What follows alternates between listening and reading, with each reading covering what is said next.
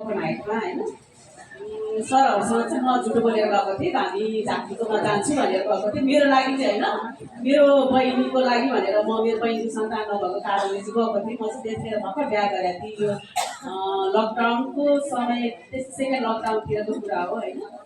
बहिनीको चाहिँ सन्तान पनि भइसक्यो, उसले गवाई पनि बताइसक्यो। परमेश्वरको राज्यको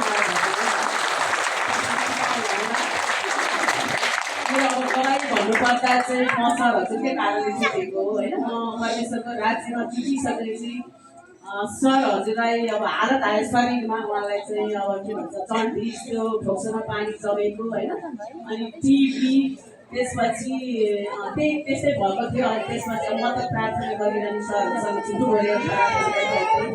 उहाँलाई चाहिँ अब थाहा थिएन म त्यहाँ गएको होइन, पछि चाहिँ थाहा हो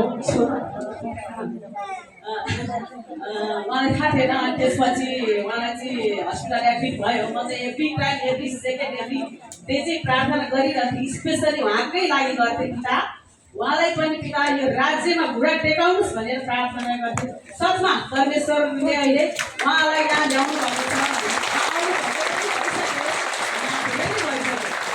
बाहिर बसिरहनु हुन्थ्यो है, टेन्सन, मलाई एकदम टेन्सन हुन्थ्यो। म भित्र महिना गर्ने सर बाहिर है, यति पीडा हुन्थ्यो। अनि भित्र गइदिने हुन्थ्यो, भित्र बस्दिने हुन्थ्यो भन्ने हुन्थ्यो। तर सर अहिले 3 घन्टा आरामले महिना बस्नुहुन्छ। त्यो नि पिता तपाईँलाई धन्यवाद।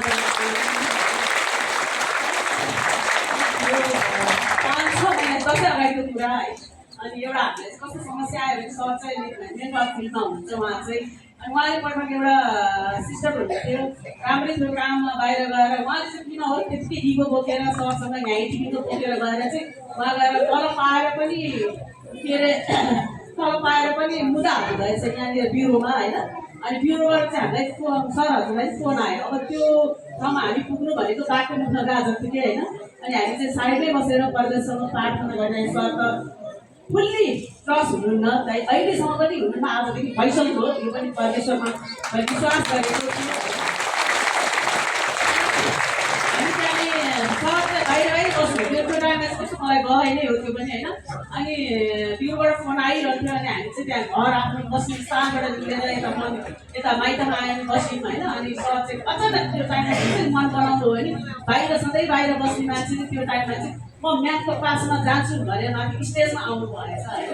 अनि म्यामले चाहिँ सम्झाउनु हो त्यहाँ अब अलिकति त्यसरी सैतानले गर्दा टाढा पछि आफै आउनुभयो। मलाई त्यो पनि खुसी लाग्यो। आएर म्यामसँग सल्लाह गरेँ, घरमा गयौँ होइन। अनि सर त अलिकति ट्रिटमेन्ट गर्नुहुन्थ्यो त्यो टाइममा, आज छोडिसक्नु हो होइन। त्यो पनि पितालाई धन्यवाद। घरमा गएँ, घरमा गएर त्यहाँ गएर भन्दाखेरि मेरो मुखद्वारा चाहिँ त्यो दोस्रोवालाले चाहिँ धेरै कुरा बोल्यो होइन। तेरो श्रीमानलाई यताउति गर्ने, मै हुँ तँलाई नष्ट गरिदिन्छु भनेर त्यो टाइममा चाहिँ सरहरू चाहिँ 1 हप्ता जति भइसक्यो चाहिँ खाना नखाएको होइन, बाइक पनि कुदाउन नसक्ने स्थिति त्यो टाइममा। अनि म त्यो टाइममा माथि कमान हाइटै जुन्थेँ, त्यहाँ पनि अलिक बाटो अलिक खुला थियो, मलाई चाहिँ डर लाग्थ्यो। सर त्यसरी खुला नटेक्ने अनि म झन् खुला नटेक्ने है। अनि डोर्याउँदा डर लाग्थ्यो। फेरि परमेश्वरसँग मागेँ पिता मलाई त्यस ठाउँमा लानुहोस् माथि, त्यहाँ भए त बाइकमा सरेर जान सजिलो हुन्छ भनेर त्यसरी मागेको थिएँ होइन। पिताले त्यो पनि दिनुभयो है। ईश्वरलाई धन्यवाद।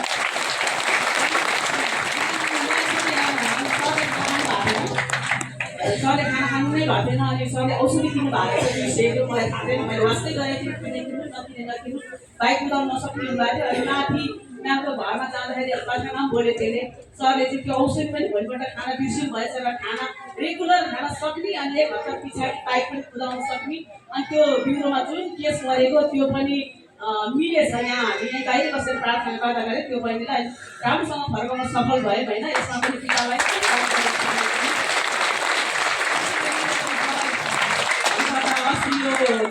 फेलोसिपमा चाहिँ हामी गएको थियौँ। त्यहाँ जाँदाखेरि चाहिँ सरलाई चाहिँ के रहेछ भने ढाडुको प्रब्लम रहेछ।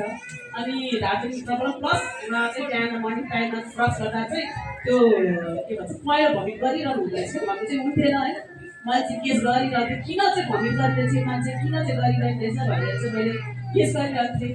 तर उहाँलाई चाहिँ प्रब्लम भइरहेको छ। उहाँ चाहिँ एकमुष्टमा प्रकाश सर हजुरले चाहिँ कहिले चाहिँ उहाँले आफ्नो घरमा हात राख्नु भएछ अरे होइन। त्यो टाइममा त्यो त्यतिखेरै कत्काले एकछिन अलि अगाडि हामी घर आउने टाइममा चाहिँ उहाँको ढाड पनि निको भएछ होइन, भमिट पनि हराएछ।